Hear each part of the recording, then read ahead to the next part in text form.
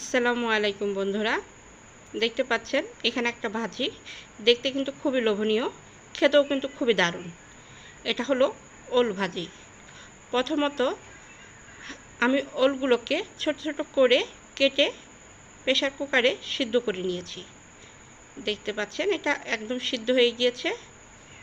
এখন আমি এটাকে ভালো করে ম্যাশ করে নিব।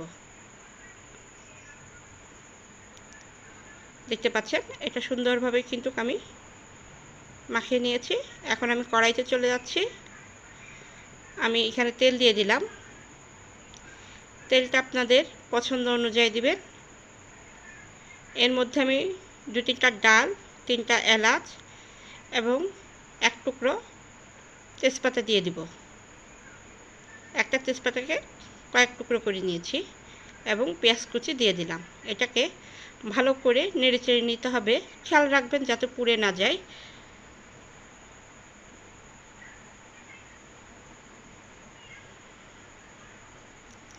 এর মধ্যে এখন মশলা বাটা দিয়ে দিব। এখানে পেঁয়াজ, রসুন, আদা, কাঁচামরিচ দিয়ে ব্লেন্ডার করে নিয়েছি। কিছু সময় একটু ভেজে নেব।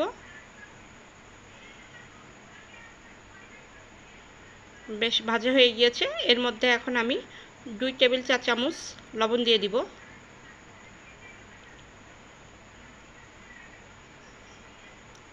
হাফ চা চামচ ঝালের গুঁড়া, হাফ চা চামচ জিরা হলুদের গুঁড়া, 1.5 টেবিল চা চামচ ধনিয়ার গুঁড়া,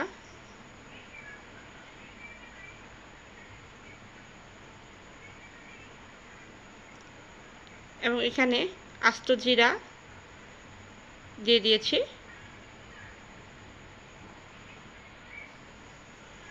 সামান্য একটু জিরার গুঁড়াও দিয়ে দিলাম।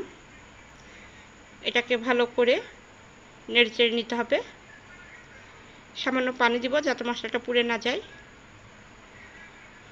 এটা ভালোভাবে কষিয়ে নিব।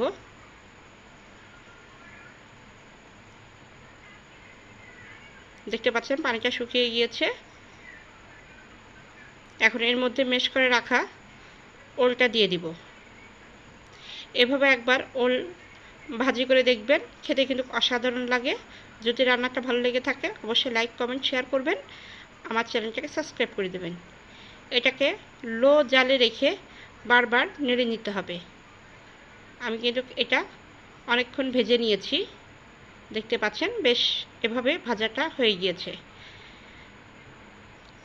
আপনারা এভাবে ট্রাই করবেন।